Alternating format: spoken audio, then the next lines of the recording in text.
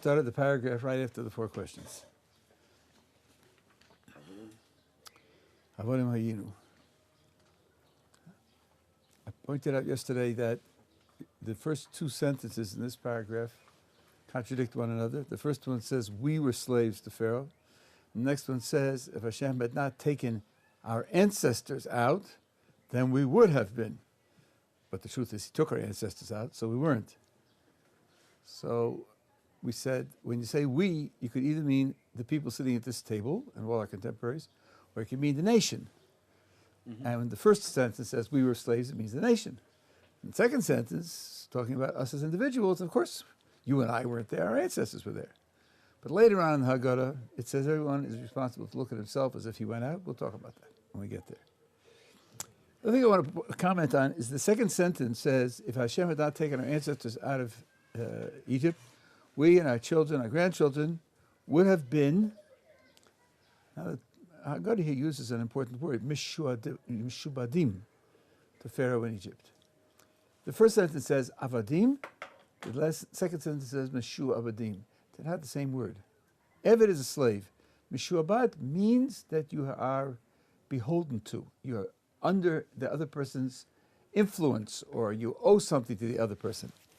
In Jewish monetary law, mishuabad means what happens when you take a mortgage from a bank and use the money that you borrow from the bank to buy the house.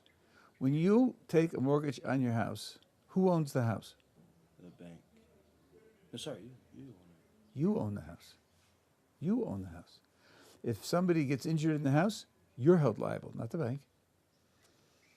But you can't sell the house until you pay up the bank. We owned the house and we sold the house. You go to the bank and there are 2 checks. The first check that the buyer gives you covers exactly what's left of the mortgage. And that's given to the bank, and the bank deposits it and makes sure that it clears, and then you could take the rest of the money and change the title of the house. Before they do that, you can't do it. So that's a lien, that's spelled L-I-E-N, on your house. That's what mishuabad means. So mishuabad means that it's not the same as being a slave. Maybe you'll be free, but you'll always have that influence of being a slave determining how you live and what you are and your ups and downs, even though you're now free. Anyone who's an American knows this firsthand. The blacks in America got their official legal freedom in the Civil War, and they still haven't recovered from it. The fact that they were once slaves is something which is still affecting their family structure and their psychological problems and their economic problems and drug problems and crime problems and all the rest. Here, the Haggadah is telling us that God took us out. He not only took us out, but he freed us from the effects of slavery. Proof of it is that 7 weeks later we received the Torah at Sinai. That's a gigantic transformation. It's not in the natural course of things that and by the way, this answers the question that people ask. If Hashem had not taken us out then as through miraculous means, would the Egyptian empire have lasted forever? Would we never have left Egypt? Why would anybody want to believe that? I mean, you could say some piece of Torah is telling us it's true. You just have to believe it anyway. But this makes it much easier.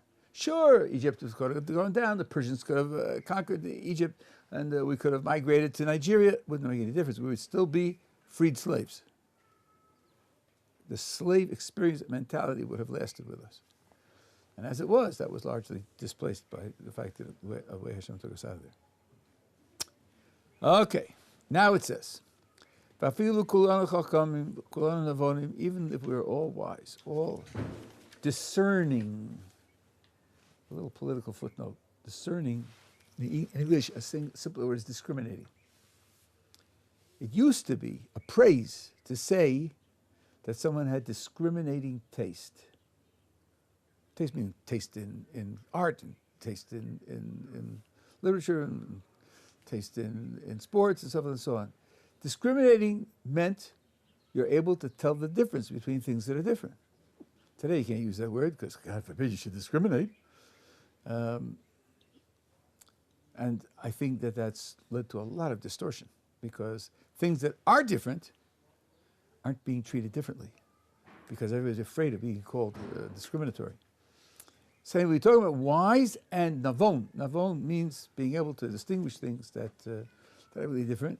All elders, even if we all knew the Torah, is a mitzvah upon us to, now, here you have a phrase in Hebrew which people don't pay attention to here, l'saper be, Yetzias Mitzrayim. L'saper means to recount, tell, over. But it's not l'saper es, it's l'saper be. I'll comment on that in 30 seconds. And the next words are especially important. Anyone who increases the telling of the story is praiseworthy. Rabbi Nachman Bullman, who was the mashgiach here, he asked here a fundamental question. When you are talking, when you're trying to communicate with another person, other things being equal, use as few words as possible. Don't add words, extra words. The person's got to pay attention to you. You have to work within his attention span. If you multiply words and the words aren't exactly the same, so then he's going to say, here you said P and here you said Q. Did you mean something different? Were you changing your mind? How are they related? It's confusing. Use as few words as possible. Why would the Haggadah here say the more words you use, the better? That's a fundamental question here.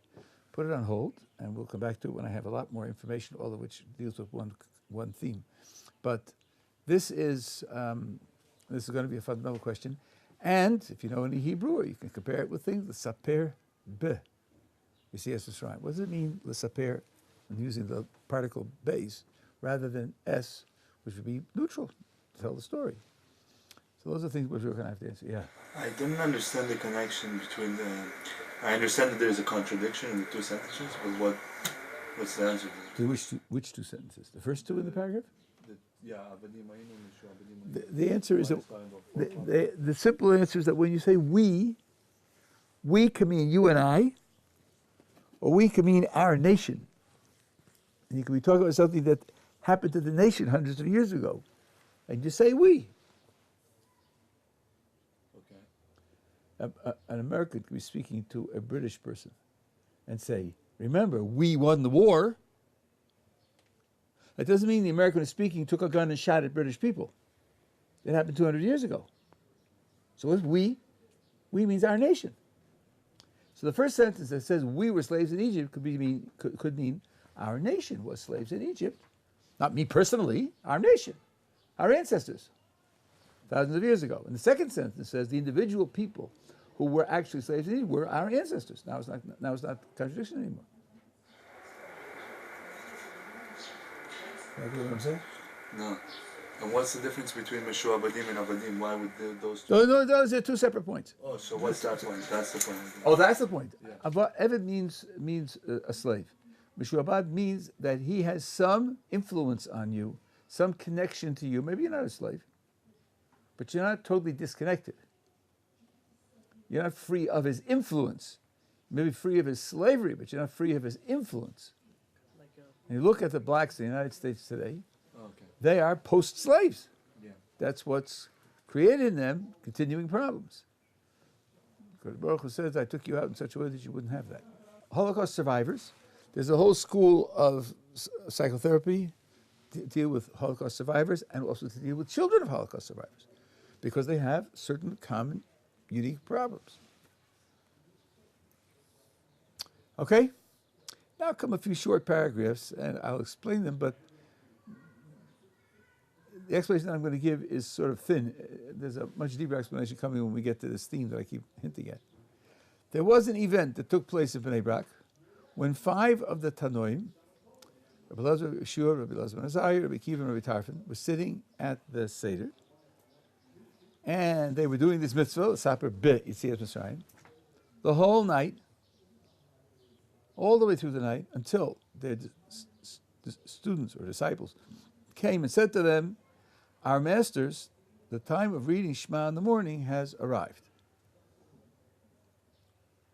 Now, let me just explain the point here. The mitzvah of telling or dealing with the exodus from Egypt is a nighttime mitzvah. Once you get to the next day, the mitzvah is over, done, finished. When they come and tell them it's time for the morning Shema, what they're telling them is, it's over. Picture we get here is that these 5 men are telling the story and they lost track of time. Totally lost track of time. Compounding the story is this. None of these 5 men had ancestors who were slaves in Egypt, not one. Why?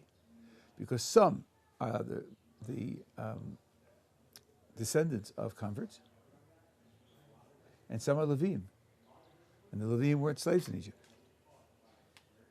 So it means that these 5 people somehow were dedicated to this mitzvah with great, great dedication, even though none of them could trace back biologically to their own ancestors who were slaves in Egypt. Now, what's this doing here? Well, it's a handy story in the Talmud about the Seder. So you can just stick it in because it's about the same thing.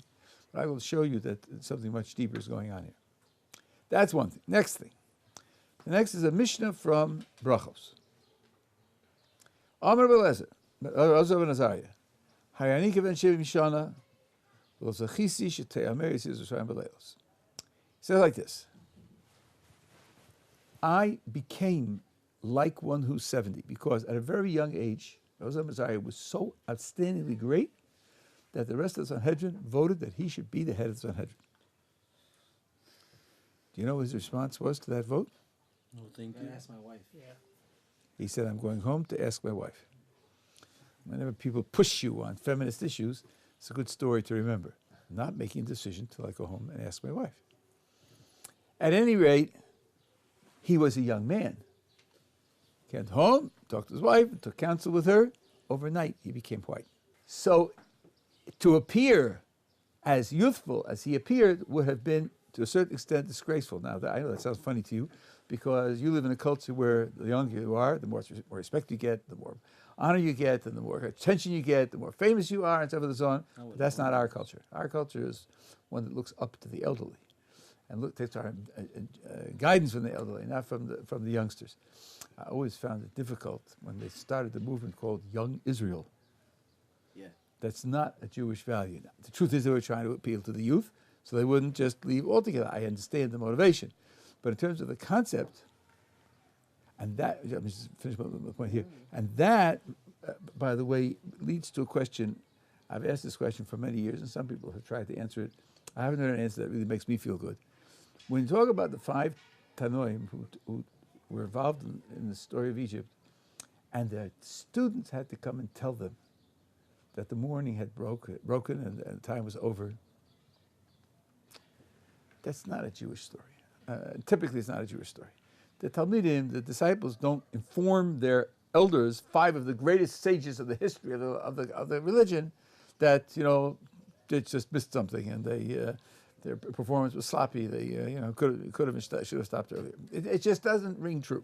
There's something going on here under the table.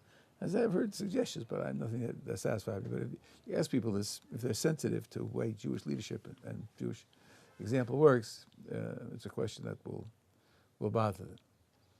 Yeah. So here's Elazar ben Azariah. He said, I became the head of the Sanhedrin, and I went white. Kodesh Baruch Hu did me a favor and make me look more respectable, more honorable.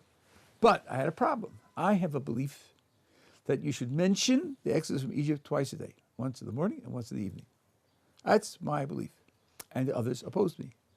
And I was not able to present to them an appropriate argument, a strong argument.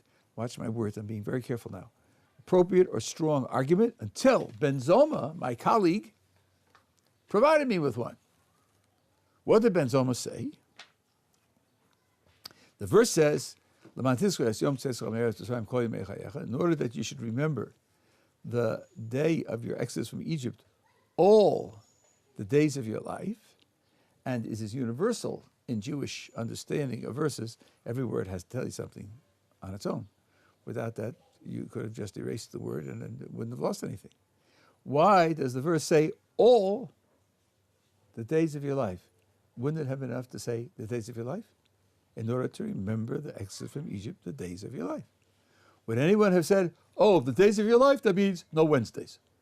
No one would have said that. The days of your life means as long as you live. So what does the all come to include? Let me just finish the exposition and I'll take a question.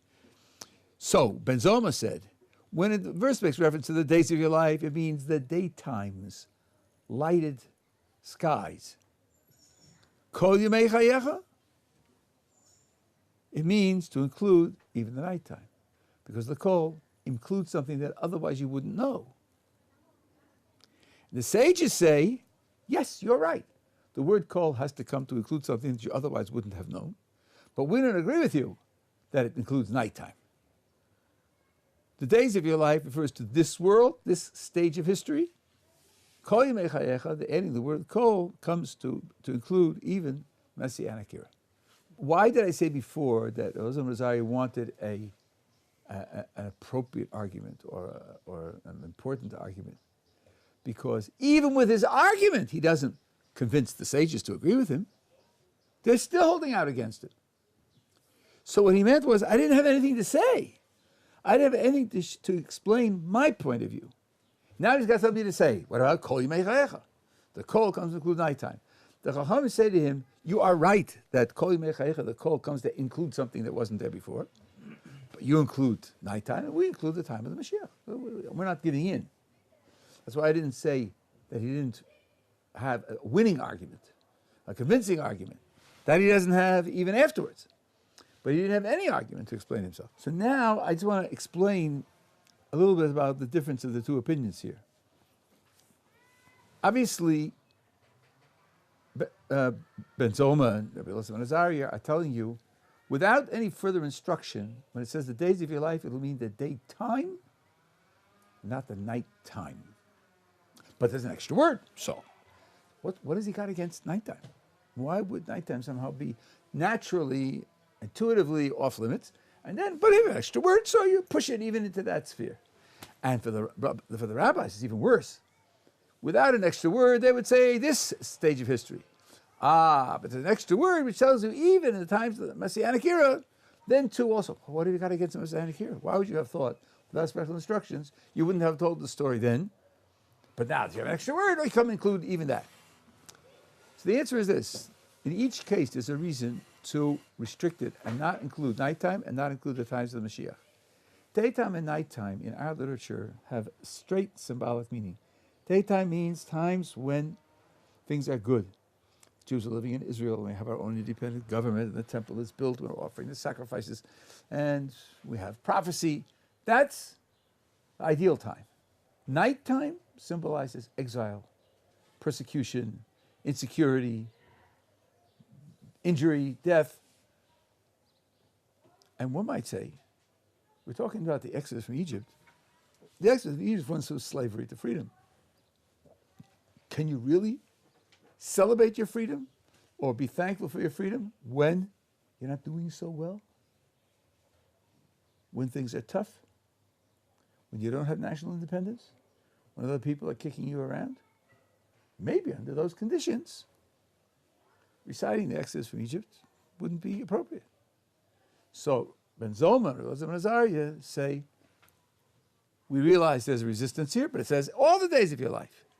You know what the rabbis say back? You're wrong. You can't say it at night. Period. It's a mistake. It's not appropriate to say it at night. You have an extra word, all? We'll tell you what to do with that. Apply it to the Messianic era, but don't apply it to nighttime. What you saw as a barrier, we see as a perfect barrier. You can't get through that barrier, even with an extra word. So we're going to say the extra word goes on the Messianic era. What could you have against the Messianic era? There's a verse. Verse in the prophets somewhere. I never remember where because I've never studied the prophets carefully and I know very little about them. But it says that the salvation, the ultimate salvation that will bring us to the third temple and bring all the Jews back to the land of Israel and everyone in the world will know that we're right, all the rest, that salvation will put the exodus from Egypt in the shade. It'll outshine the exodus from Egypt. So much so, the verse says, people will not say that God took us out of Egypt. People will say God provided us with the ultimate salvation in the times of the Messiah. So that verse makes it sound like there's going to be demotion. The exodus from Egypt is going to mean much less. And it will mean much less. So therefore, the rabbis say, when you have the extra word, it comes to tell you that, yes, true, times of Messiah, it's going to mean less, but you still have to say it. You still have to mention it. It's still worthwhile. It's less, but it's still enough to be worthy of mentioning. And here, as Isaiah and Zoma come back and return the compliment to the Chachamim, they say, you recognize there was a barrier against saying it in the times of the Messiah. We think that barrier is absolute. The extra word kol doesn't help you. You can't say it in the time of the Messiah. So we are using it for nighttime. That's the structure of the Mishnah in Brachos, at least on the surface. Question will be, what's it doing here? Why are we doing this? This is talking about the mitzvah 365 days a year, according to Rosh Hashanah, in the morning and the evening. We come home the night of the 15th of Nisan. We already did this mitzvah in shul. It took about 30 seconds. We said the last paragraph of Shema. We did it and we finished it. We're coming now home to do the Seder. So what's this doing here? Who needs it? Okay, it's Exodus, you know, like Zera Shava, you know, they're talking about the same thing, and then you just throw it in because it's, you know, connected. Give me a break. There's got to be some other deeper, at least, you know, probably 17 other deeper ideas here, but we'll come back to that. Okay, we're together? Now, there's a little introduction to the four sons, which is a little introduction of praise. Baruch HaMakom, Baruch Hu, Baruch Shinasan Torah L'Mo Yisrael, Baruch Hu. How many times do we say Baruch? Four. An introduction to the four sons. I wonder if that could possibly be connected. Obviously, it's got to be connected. Now let's start. Baruch HaMakom. What does that mean? HaMakom means the place. Oh man, there are great places, you know. There's a Taj Mahal. It's at that building. It's absolutely fascinating. That's a great place. I mean, that's not what we're talking about. This is a way of praising God. What could it possibly mean to call God the place? Here's a secret. This is a Kabbalistic secret. The word makom in Kabbalistic thought means the ground of possibility, that which makes certain things possible. That which makes things possible. I'll give you an example. You can't cook food without heat. You live in the Arctic Circle and you don't make fires and so forth and so on, you can't cook food, period. It just can't be done. Cooking requires heat. If you have the heat death of the universe, you can't cook anything. Too bad. No fried ribs. Because you need heat. Now, what about makom? Every physical object takes up space. If there weren't any space, there couldn't be physical objects. Physical space creates the possibility of objects. To call God the place is a way of saying that He creates the possibility that there should be anything else. And then He realizes that possibility. God does things, so to speak, in stages. Ramchal talks about this in at least 20 different places. Does things in stages for various reasons. And the first stage is to create the possibility of things. And then to go on to realize those possibilities in various ways. So when you speak of God as the makom, by the way, when you go to comfort mourners, that's what you say. HaMakom Yenachem Eschem B'Soch Shar Avodat Tzedin Yerushalayim. HaMakom, God should give you comfort. So starting off here, saying blessed is God by saying, calling Him HaMakom, refers to Him as the possibility of everything. Well, who is third person in Hebrew? It means He is blessed. Not second person, which would be ator, or in English, you, but He.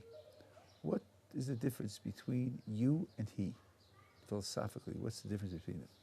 Or grammatically, what's the difference between them? A crucial difference, which in spiritual terms becomes absolutely essential. What's the difference between saying, blessed are you, and saying, blessed is He? Both are correct grammatically. You can say either one. You can say whatever you want. You can be said only for someone who's present in front of you. he can refer to someone who's absent, distant. Can't say you, Barack Obama, thank God, because to say you, Barack Obama, we'd have to be here to talk to him. You could say he, Barack Obama, because he's in Washington or wherever he's wasting his time nowadays. So the second one says, blessed is he, it's treating God as distant. Not open and revealed in front of us, but distant. Then it says, Baruch shenasan Torah l'amo Yisrael. Blessed is he who gave the Torah to the Jewish people, and Baruch Hu again, God as distant. And then it says the Torah spoke about 4 sons. Now,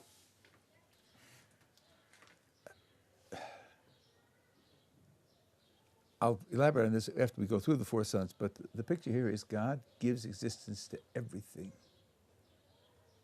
including the wicked son.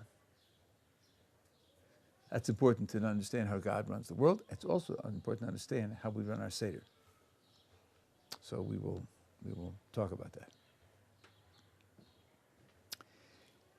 The Torah spoke about 4 sons: the wise, the wicked, the simple, and the one who doesn't know how to ask. This section now with the 4 sons raises a lot of questions, and when we explain them, we understand them, we'll have some, I think, quite deep ideas. First of all, if you're going to make a survey of people and divide them up in categories, would you choose these 4 categories? Wise, wicked, simple, and one who doesn't know how to ask? Are these categories related to one another in any interesting way? They seem almost arbitrary. They seem to be a jumble. There seem to be any order in them. And of course, knowing who the sages are, we know that can't be true.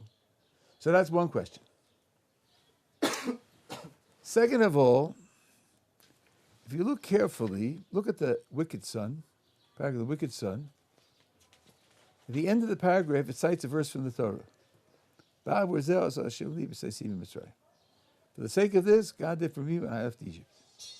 That's the verse we use to answer the wicked son. Now skip to the 4th paragraph, one doesn't know how to ask. And you'll see that the end of his paragraph is the same thing. The author of the Haggadah is using the same verse to answer the wicked son and the one who doesn't know how to ask. Golly, why is he doing that? Is he implying some kind of connection between the wicked son and the one who doesn't know how to ask? What kind of connection could that be? Then there's a question by Eliyahu Kitov, which is an absolute bomb. When I read this in his commentary, I thought to myself, boy, are you stupid. I read the Haggadah at least by that time 100 times. It didn't occur to me. The simple son says, what is this? Mazos. So the She'en Yodei Lisho, who doesn't know how to ask, are we imagining a child who can't ask, what is this? How old is he? My children and grandchildren at the age of 12 months can ask, what is this? Only can they? They do it all the time. So we're talking about a kid who's 10 months old? But then you say, because of this, Hashem did for me when I left Egypt. You're talking to a 10-month-old baby in diapers? Who is this one who doesn't know how to ask? Now that's awful. When you go to your Seder, and you start the Seder, and whoever's conducting the Seder, and everything else, you ask him that. Who is this baby who can't ask, what is this? And you're saying to him, for the sake of this, God took me out when I went out of Egypt. It's nutty. Yeah. Sorry, how is this related to you and he? I'll come back to that. I'll come back. All right. So that's 3 questions so far. Now,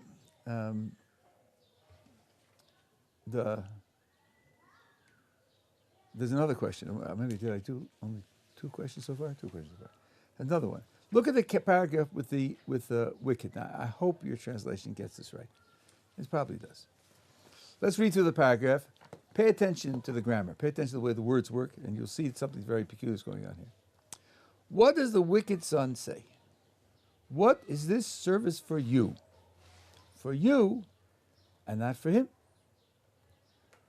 And because he excluded himself from the community, he denied the basic principle of the Torah, and you too should blunt his teeth and say to him, for the sake of this Hashem did for me when I left Egypt, for me and not for him.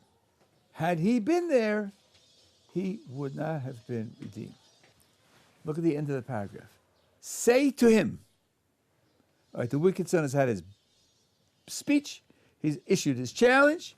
Now, the Haggadah instructs the one who's leading the Seder, say to him, because of this Hashem did for me when I left Egypt, for me, and not, the Haggadah says, for him. Had he been there, he wouldn't have been redeemed. But that's not right. I'm supposed to be speaking to him. I should have said it for me and not for you. If you had been there, you wouldn't have been redeemed. Why does it say for me and not for him?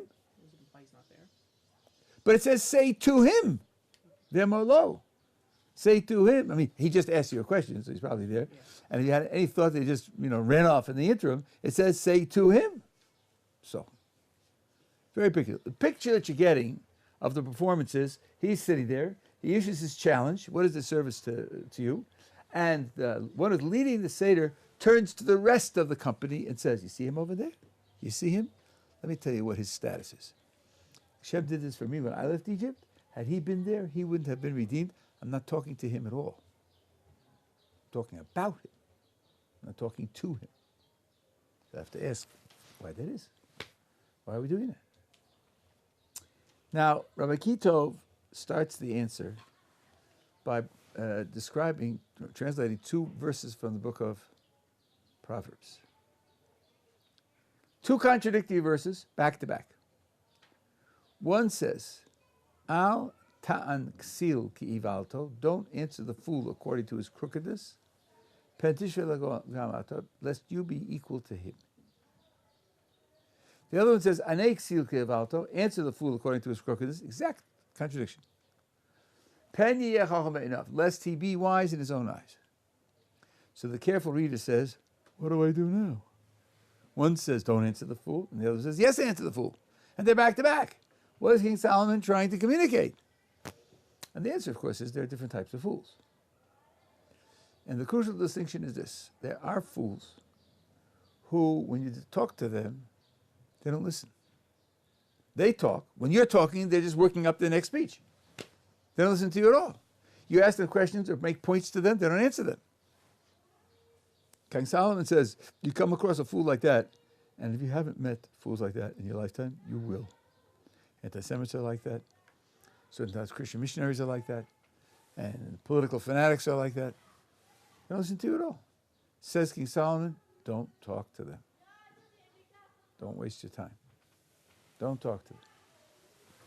But there's another kind of fool. He's a fool, and he believes foolish things, but he's not 100% self-confident. He realizes that there could be weaknesses in his position. And therefore, if you talk to him, even if you're the one who opens up the dialogue with him, you might shake his confidence, and you might get him to rethink. There, King Solomon says, since there's a possibility of communicating with him, you open it up, talk to him, interact with him, because if you don't, says King Solomon, after 20 years goes by, this fool will say, look, I've had these opinions for 20 years. No one ever called me out on it. No one ever challenged me, so I must be right. So in order to prevent that mistake, challenge him and have it out with him. Now, says Elio Kitov, that's the difference between the wicked and the one who doesn't know how to ask. The Haggadah uses the same verse for both of them, so they've got to be cut from the same cloth. The only difference is that the wicked is so self-confident that when you talk, he doesn't listen. The one who doesn't know how to ask, if you talk to him, there's a chance that he will listen to you. That's why when the wicked one asks this question, we don't answer him. We refer to him in the third person. We say, had he been there, he would not have been redeemed. Indeed, we're not talking to him. We're talking to everybody else about him. Whereas with respect to the one who does not ask, we are willing to open up the discussion with him. And by the way, that now, says Elokitov, is the definition of the one who does not ask. It means he's the one who doesn't know how to ask the way the wicked one asks. It's not he doesn't know how to ask the way the simple one asks. Not even can say, what is this? But he doesn't know how to ask the way the wicked one asks. And that's why he's hesitant to present himself. And you notice that hesitancy, and then you open up to him, because maybe the dialogue will shake his self-confidence. Now, that's as far as Rabbi Kitov goes. Now, I want to add to it. The first one of the sons is the wise son. What is wisdom? Here, the translation is very misleading. Wisdom in English means you're very smart, very deep, you know a lot, you understand it very well. That's not what wisdom means, or chacham means in Hebrew. What does Chazal say? Ezo chacham halomed mikol adam. Who is wise? Someone who learns from every person. That means wisdom is knowing that you yourself are incomplete, you don't have everything, you don't understand everything, you don't have all the information or the depth, that you've got to get it from elsewhere, that other people and things in the world are sources of this information. And Chazal in particular say other people. Mikol Adam, from anyone. Now, having told you that, those of you who are still conscious, can you explain to me the relationship between the wise and the wicked? How are they related? The wise and the wicked? Yeah. What logical relationship do they have? I asked, one of the questions we asked was, what are these four categories? How are they related to one another? They're opposites. Yes. How are they opposites? Well, the wise is coming to understand, and the wicked is coming to, as we said, to not just challenge. He doesn't want to hear you. That's right. He wants to, the opposite. He wants to just continue asking. Doesn't want to hear a word of what you're saying. This is it. You got it exactly right. I just say it in one word, but you got the right concept. The wise son is open, and the wicked son is closed. Direct, diametric opposites. Now, I'm a logician. When you have a relationship like that, I'm happy. It's a straightforward, logical relationship. They're contradictions. And then the other two are pale reflections, each one on his own side. The simple one is open. He's asking, but he's so simple and so uneducated, he can only ask the blandest of all possible questions, what's happening? The one who doesn't know how to ask is a reflection of the wicked one. He too has foolish ideas, but he's not 100% closed. He's almost 100% closed. And then what the author of the Haggadah is doing, he's giving you a mini lesson in psychology and education. And he's telling you, when you conduct a Seder and you are responsible to pass down the Exodus from Egypt to your children, gauge the child. Gauge his openness, gauge his closeness, and make sure that what you say is appropriate to the condition of the child in terms of what he's open to and what he isn't open to. And that could mean what he's open to in terms of the subject. Some people of all ages. Some people can't hear certain subjects. They just can't hear them. You start talking about them, they just can't hear it. And say to a certain type of 6-year-old, don't take toys from children who are weaker than you. Looks at you as if you landed from the moon on your head. What do you mean? That's how I get toys. That's how I enjoy myself. I shouldn't take? What are you talking about? Are you nuts? Of course I'm going to take it. That's how, when nobody's looking, that's what I do. Go explain it to him. He's 6 years old. Well, you hope he's 9 and 10. He's more intelligent. You can explain it to him. So they're opposites, and the other two are opposites as well. And the idea is to sensitize you to how you should deal with children. And of course, it's not only children here; it's children in school situations. It's anyone younger than you are, and also anyone who's older but may not know as much about the subject as you do. Hint, hint. Right? I don't think I have to say any more, right? All of you are in contact with people who may be older than you, but who know much less than you do about certain subjects, like the subjects you study in yeshiva. So I think that makes the choice of the four categories very appropriate. Now, I'll just say one more word, and then I'm not finished with the four sons. The challenge of the wicked son is very, I would say, brutal. His words are, "What is this service for you?" What is this service for you? Those words put him diametrically opposed to what the Torah stands for. What does it do for you? Lower your blood pressure, ensure that your marriage will be longer and happier, get you respect among your contemporaries. What does serving God through those rules do for you? For us, that's an entirely wrong question. The Torah isn't God's handbook for human beings having happier lives, happier in their own terms. The Torah is God's thoughts in creating the universe, so to speak, and his will for what man should do, and man does it because the Creator wants it. He's not my servant, I'm his servant.